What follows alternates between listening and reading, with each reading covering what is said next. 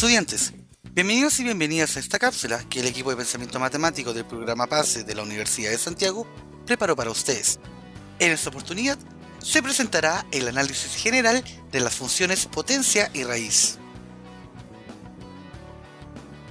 La función potencia es una función de la forma f de x igual a por x elevado a n, donde n, el cual pertenece a los números naturales incluyendo el 0, es el exponente de la potencia que resulta de elevar cualquier número real a ese valor, y a es el coeficiente de la función potencia. Por ejemplo, si n es igual a 2, entonces a es el coeficiente cuadrático de la función, es decir, su nombre queda determinado por la potencia a la que acompaña. Se espera que a sea distinto de 0, ya que si a es igual a este valor, se tiene que la función potencia es la función 0, es decir, el eje x. Ahora, el valor de n y el valor de la constante a determinan la forma de la gráfica y la estructura del recorrido, ya que al ser una potencia corresponde a un polinomio, y por tanto su dominio es siempre todo el conjunto de los números reales. Observe que si a es igual a 1 y n es igual a 2, se obtiene la parábola f de x igual a x cuadrado, la cual es cóncava, es decir, abre hacia arriba. Y si a es igual a menos 2, pero n igual a 3, se obtiene la función cúbica, f de x igual a menos 2x al cubo, que resulta una función decreciente. ¿Podremos entonces determinar todas las formas posibles dependiendo de a y de n? Bueno, en efecto, se puede hacer, y lo veremos como casos particulares de la función potencia. Ya vimos que si consideramos a igual a 0 en la función, se obtendrá que f de x es igual a 0 para todo x perteneciente a R, lo que representa a la función constante 0, y esto corresponde al eje x, es decir, el eje x es también una función. Si tomamos ahora a distinto de 0, pero n igual a 0, obtendremos que la función queda como f de x igual a, la cual es una función constante igual al valor de a. Es decir, que cualquier x real que evaluemos en la función, obtendremos la misma imagen, lo que genera una recta horizontal como gráfica. Podemos ver que si a es igual a 2, la recta horizontal estará encima del eje x, y si a toma el valor menos 3, la recta horizontal ahora está en el semiplano inferior. Si ahora consideramos a distinto de 0, pero n igual a 1, lo que tendremos como resultado será la función f de x igual a por x, la cual es una función lineal, es decir, una recta inclinada que pasa por el origen del plano cartesiano y tiene pendiente a.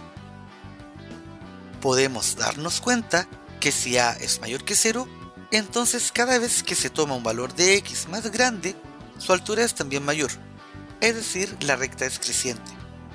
Si por el contrario se considera a menor que 0, observemos que para valores de x cada vez más grande, las alturas de la recta son cada vez menores, es decir, la recta decrece.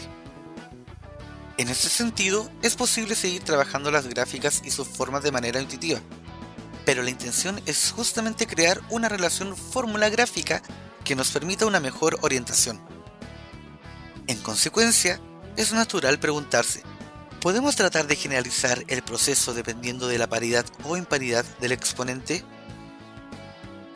Observe que si n es un número impar, entonces independientemente del valor de a, puede ser positivo o negativo, se tiene que el recorrido es el conjunto de los números reales. Volviendo a las gráficas anteriores, es decir, en el caso de tomar n igual a 1, podemos ver que en efecto, el recorrido es justamente todo el conjunto de los números reales. Ahora, nos interesa conocer qué forma tiene una función potencia con exponente impar, ya que si necesitamos graficarla, podremos establecer la conexión entre la fórmula de la función y una forma específica de su gráfica. Observemos qué sucede cuando a es igual a 1 y n es igual a 1. O cuando n sea igual a 3, o cuando n sea igual a 5, y así sucesivamente. Notemos que todas estas curvas pasan por el origen del plano cartesiano, y que del lado derecho del plano todas tienen un punto en común, y este valor se obtiene cuando x es igual a 1. Si realizamos un estudio más riguroso, podemos observar que si x es un número mayor que 0, pero menor que 1, cada vez que tomamos una potencia impar mayor a 1, este resultado es cada vez más pequeño. Si por el contrario, consideramos un número x mayor que 1, notamos que al elevarlo a exponentes mayores a 1, su resultado es cada vez más grande. ¿Qué sucederá si hacemos un análisis similar, pero esta vez para el caso negativo? ¿Tiene un comportamiento similar o algo cambia? Bueno, en este caso, recordemos que n es impar, y él representa el número de veces que multiplicaremos un número por sí mismo.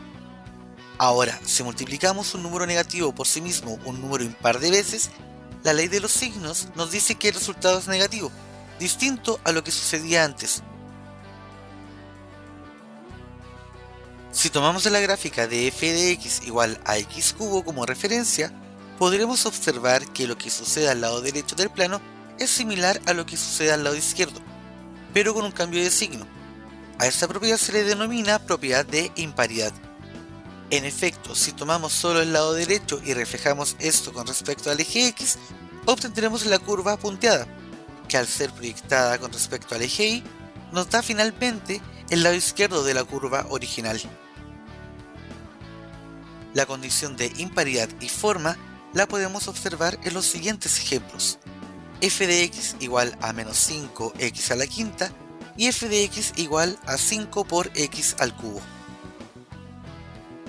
Cuando n es par, entonces se tiene que el recorrido es el conjunto que va desde el 0 hasta el infinito, cuando a es mayor que 0, y será desde el menos infinito hasta el 0, cuando a sea menor que 0.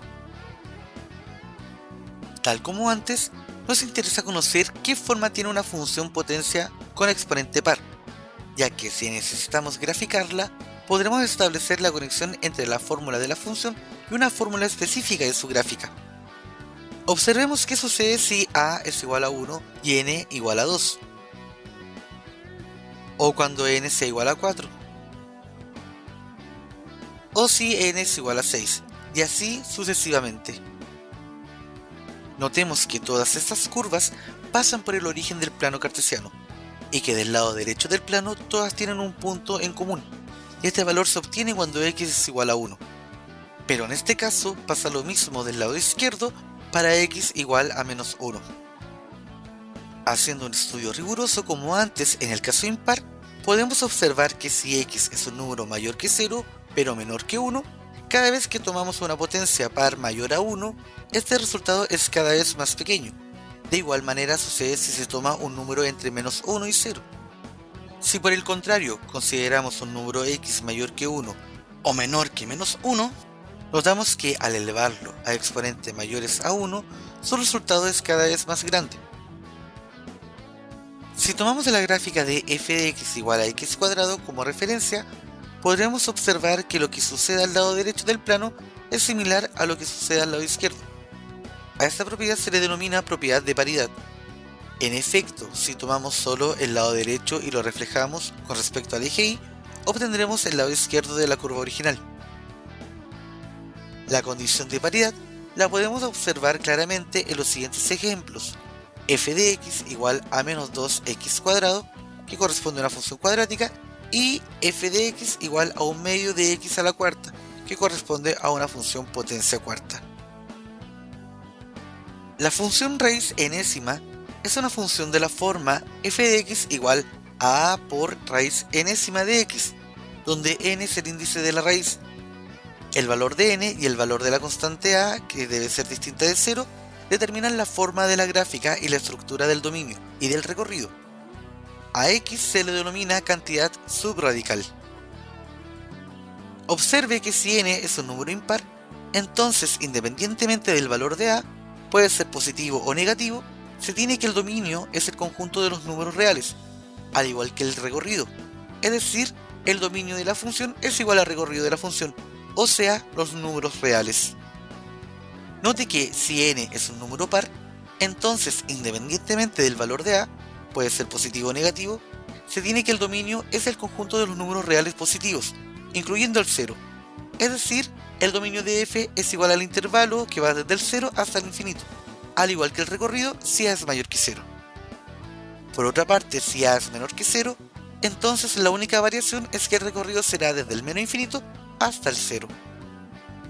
Finalmente, notemos dos ejemplos representativos de lo que estamos estableciendo. Consideremos f de x igual a la raíz cuadrada de x, la cual podemos verificar que su dominio va desde el 0 hasta el infinito, y su recorrido también es el mismo conjunto. Además, podemos destacar, entre otras cosas, que es una función creciente. Para el caso de f de x igual a menos 2 raíz cuarta de x, notamos que el dominio es desde el 0 hasta el infinito, pero que al ser la función decreciente y pasar por el origen, no queda más solución que su imagen estén contenida en el conjunto que va desde el menos infinito hasta el 0. Esperamos que este contenido te haya sido de utilidad y nos vemos en un próximo video.